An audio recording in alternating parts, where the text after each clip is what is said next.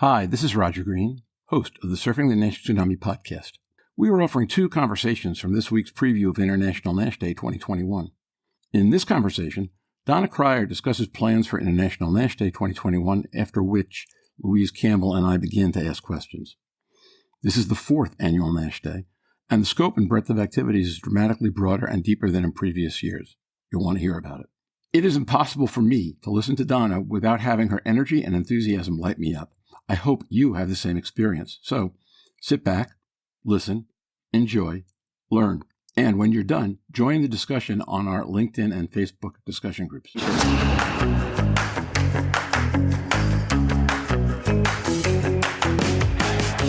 Every week, a global community of fatty liver disease stakeholders comes together to explore the most important challenges in diagnosing, treating, and developing medications for patients with fatty liver diseases. Join hepatology researcher and key opinion leader Dr. Stephen Harrison, liver wellness advocate Louise Campbell, pricing and forecasting guru Roger Green, and this week's guest, Global Liver Institute President and CEO Donna Cryer, to preview International NASH Day, which will be Thursday, June 10th, today on the Surfing the NASH Tsunami podcast.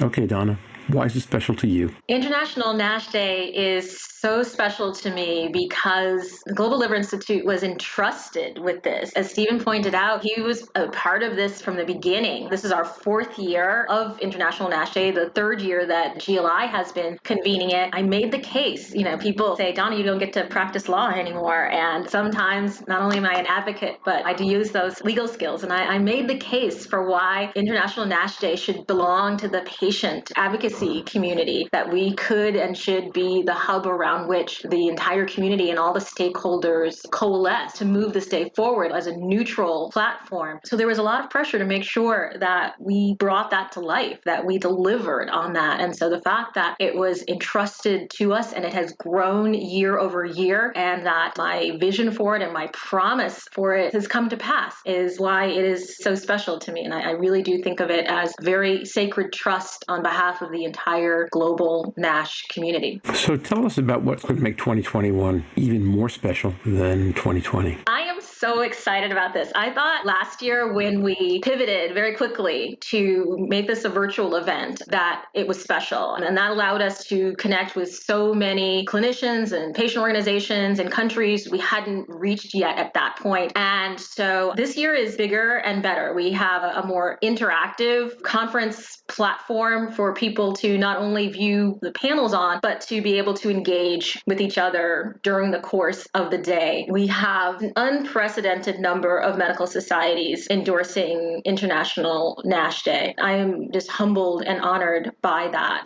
AASLD endorsed this. Big thank you to Dr. Thomas Berg and the whole EASL governing board for endorsing us in this event. But we have 14 medical societies and counting at the time of this recording from all over the world who have come together to say, this is our day collectively as a community, and that this content that the Global Liver Institute has put together is what we are all rallying behind. And that ability to unite the NASH community and talk with one voice, many perspectives, which is exciting, across 8 different panels, 30 speakers and things, many perspectives, which make the panels that I hope everybody will listen to really interesting, but one voice and one united mission to make NASH the center of the global public health conversation. So we have 8 panels with 30 panelists in 5 languages. So we'll have interpreters. It'll be in English, but then interpreters in Spanish, French, Mandarin, and Hindi. And as we grow bigger, we can add more languages, more interpretations. And, this podcast actually helped me with that. Talking to thought leaders who were like, I need information in Turkish about how to talk to my patients about NASH and clinical trials. I'm like, okay, Turkish. Our materials are in 14 languages, our NASH brochures and materials, but then all of the panels and things will be interpreted in the 5 languages. We will have, for the first time, a video from the perspective of 5 major medical societies talking about why International NASH Day and NASH itself and NASH patients are important. And we have a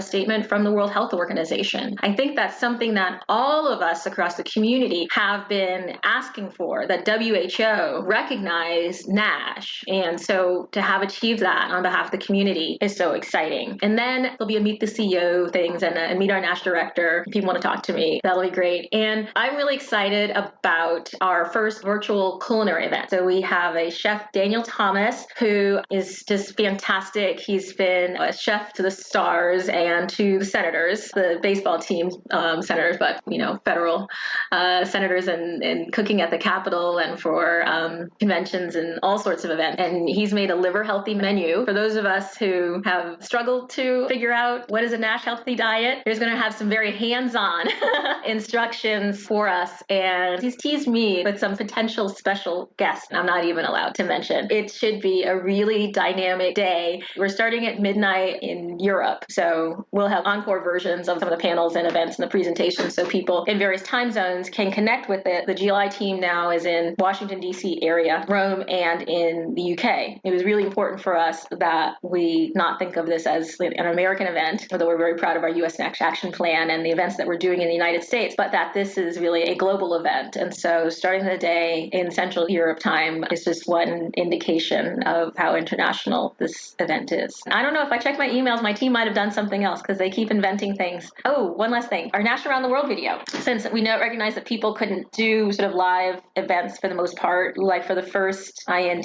we've asked everybody to give us a sample of what NASH looks like in their country, in their community, in their practice. And so many people have responded to that. So I look forward to giving the world a glimpse into what NASH Around the World looks like. Louise, since you know a little bit about what NASH looks like 12 or 13 hours away from Donna and me, at least, when you hear NASH Around the World, what do you think of? I just love watching Donna's excitement there. I know people listening can't see that, but I think you can get the sense from your voice how exciting it is. And I think that to me is the sort of power that getting something up and running like this, and as well as it's done, achieves. But I think NASH Around the World to me looks like nothing's set. Everybody's a different phenotype. Everybody is different. If you look at, I've got a passion for trying to target Aboriginal health at some stage, and due to the pandemic and me working at the EASL, I haven't been able to bring Australia online this year, but I am hoping that we will get there. But with obesity in high-risk populations, South Pacific Islanders throughout, obviously recently highlighted in one of the studies we discussed, NASH looks like everybody, and everybody looks like NASH. But if we're not looking for it, which is why it's really exciting to have the WHO really on board, because of course it's behind a lot of the major NCDs that they target that are stalling. NASH looks like everybody, and everybody looks like NASH would be my answer to that. Donna, if there was one panel that you wanted our listeners who are industry people to catch, which one would it be and why? I believe that there is something of value in all 8 panels. NASH as a global public health challenge is unique because of the participation of WHO for the first time, which distinguishes it. Ray Chung, the president of AASLD, a board member of AASL, a board member of EASL, all together. And that has never happened before. So that's really a unique event and panel. I'll also say that this morning, as of, when we're recording this podcast, we just pre-recorded the Beyond the Biopsy Innovations in Diagnostics panel, and a good time was had by all. I'll just say, with Dr. Thomas Berg, Vlad Ratsu, with Quentin Anstey,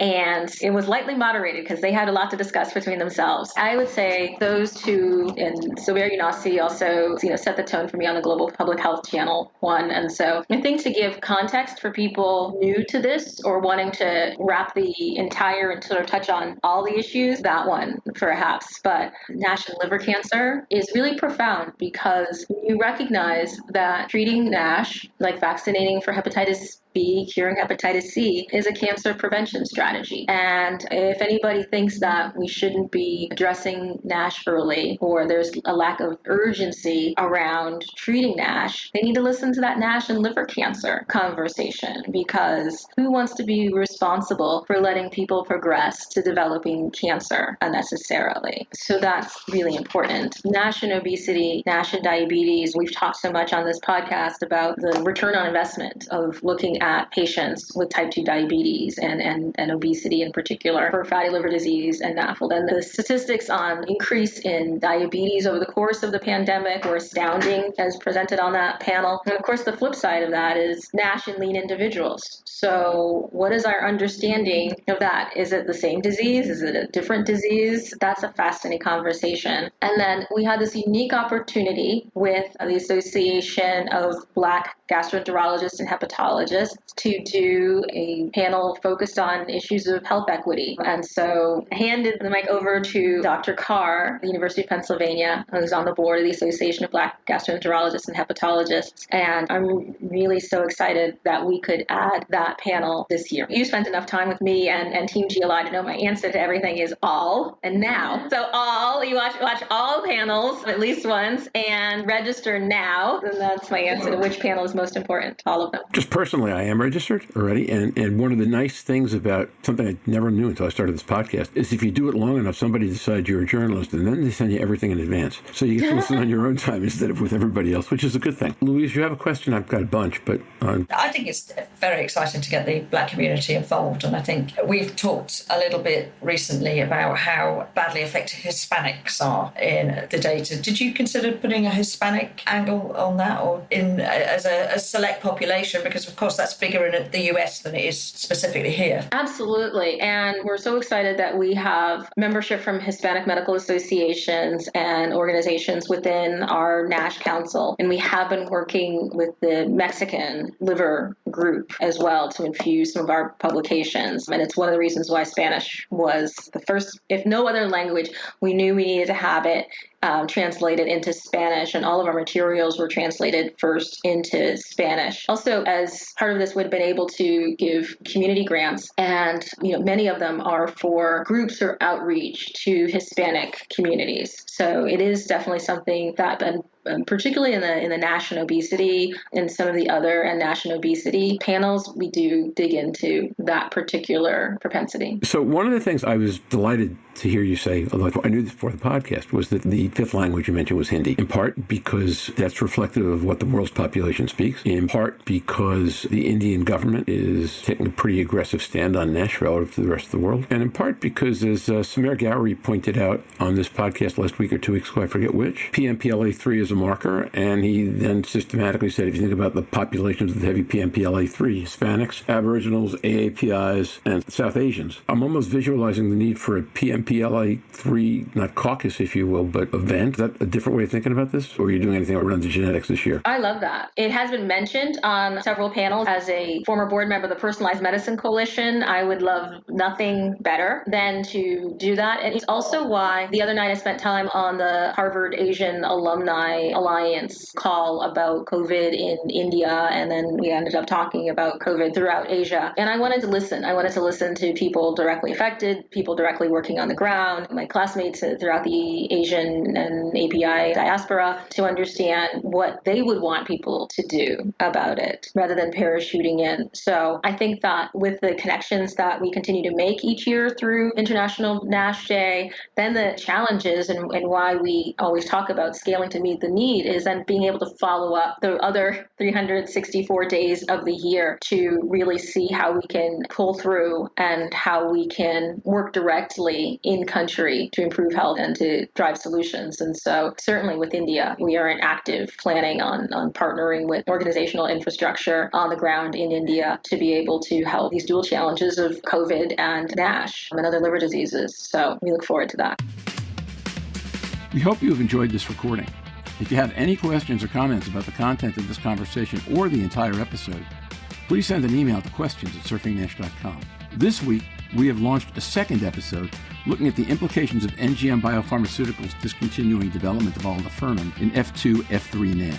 We will be back again on Wednesday, June 2nd, to begin our preview of EASL's major 2021 meeting, the Digital International Liver Congress. I hope you'll join us then. Until then, stay safe, surf on, see you on the podcast. Bye-bye now.